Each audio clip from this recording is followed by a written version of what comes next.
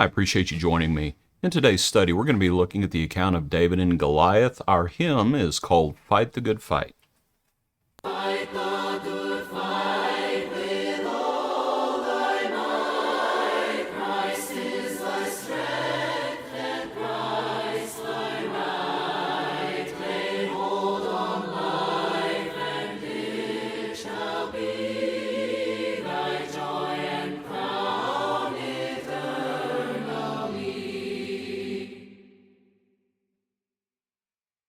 Look at our other verses today. Run the straight race through God's good grace. Lift up thine eyes and seek his face. Life with its way before us lies. Christ is the path and Christ the prize. Cast care aside, lean on thy guide. His boundless mercy will provide. Trust in thy trusting soul shall prove. Christ is its life and Christ its love. Faint not nor fear, his arms are near. He changeth not, and thou art dear. Only believe, and thou shalt see that Christ is all in all to thee.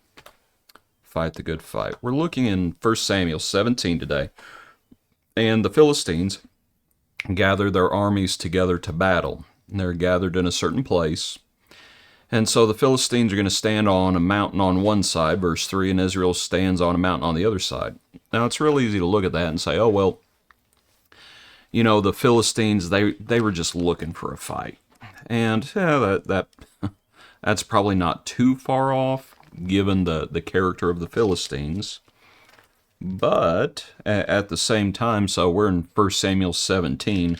Well, back in 1 Samuel chapter 14, as it talks about Saul's continuing wars, and it talks about how Saul had fought against his enemies on every side, Moab, Ammon, Edom, kings of Zobah, against the Philistines. Wherever he turned, he harassed them. And so it's like, okay, maybe the Philistines are looking for a fight, but at the same time, Saul and Israel have done their part in provoking this battle. And granted, it all may be from the Lord. The Lord may have been looking for a reason to move against the Philistines, such as in the time of Samson. But anyway, just wanted to mention that they had already been provoking the Philistines.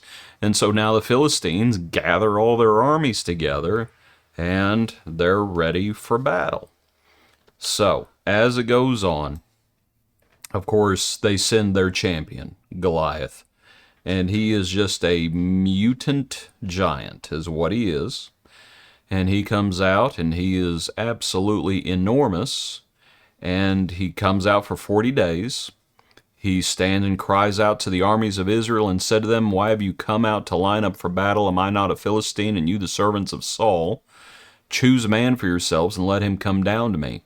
If he is able to fight with me and kill me, then we will be your servants. But if I prevail against him and kill him, then you shall be your servants." I wanted to read that verse just because, that verse we read a moment ago about them harassing the Philistines. That's chapter 14.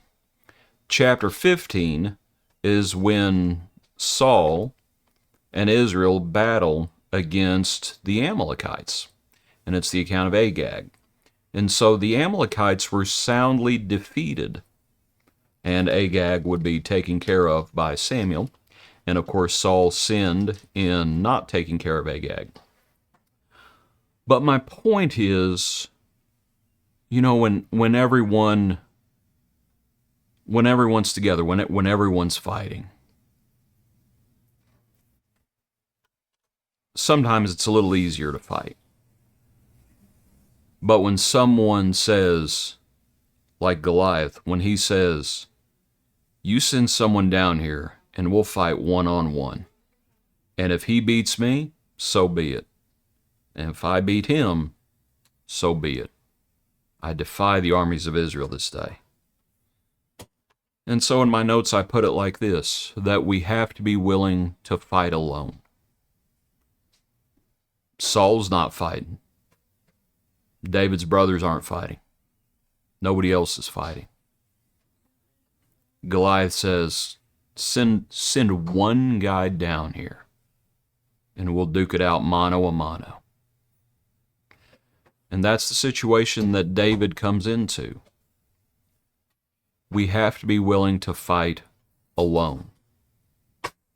When no one else is willing to fight, we have to be willing to fight alone. But of course, David knew that he wasn't alone, because as he comes from the fields, and you might also notice, I noticed something in the passage that doesn't get spoken about very often. You might look at that verse 15. It says, "But David occasionally went and returned from Saul to feed his father's sheep at Bethlehem." You might think about that, because the way we usually describe it is, oh, well, David's just back with sheep and, he's just stayed there. Like, no, it looks like he's gone back and forth a few times. And so Jesse says to David, okay, it's time to take more food up there. They've been up there a while. Take this food to your brothers. So he goes up there, and of course you have the account that happens. And so as David goes out against Goliath, David said to the Philistines, "You come to me with a sword, with a spear, with a javelin. I come to you in the name of the Lord of hosts." You have to be willing to fight alone, but at the same time, you have to realize you're not alone. It's like the Lord is with you. That's what Elijah had to understand. It's like, yes, there are 7,000 knees that haven't bowed the knee to Baal, but the Lord is with you. You're not all alone. This is what Jesus told the apostles. "I am with you always, even to the ends of the age." You may be all alone in prison, like Peter, after James was beheaded. But was Peter really alone? No, the Lord was with him. That's what we have to understand. We have to be willing to fight alone, but at the same time, we have to realize we're not alone. And so as David tells Goliath what he's about to do, what the Lord's about to do, the Lord will deliver you into my hand, and I will strike you and take your head from you. And then verse 47, "Then all the assembly shall know that the Lord does not save with sword and spear." This is a teachable moment. And who David says he's going to teach the Philistines, but he's also going to teach Israel. Because Israel needs to know. "This assembly shall know that the Lord does not save with sword and spear, for the battle is the Lord's, and he will give you into our hands." And of course, that's exactly what the Lord does. David puts his hand in his bag, took out a stone, he slung it, and it struck the Philistine in his forehead, so that the stone sank into his forehead, and he fell on his face to the earth. So David prevailed over the Philistines. Goliath is going to be beheaded. And then verse 52, "Now the men of Israel and Judah arose and shouted and pursued the Philistines." So you might also think about that when you do fight alone, but the Lord is with you, and you're victorious. I'm not saying it's wrong, but now all of Israel jumps on the bandwagon. It's like, okay, people need to be led. And the leader needs to be willing to do what no one else will do. And all these others are coming in on David's coattails, and so be it. Now they know. This is not about. They thought it was all about their strength. Like, no, the glory belongs to the Lord. And so, fight the good fight with all your might.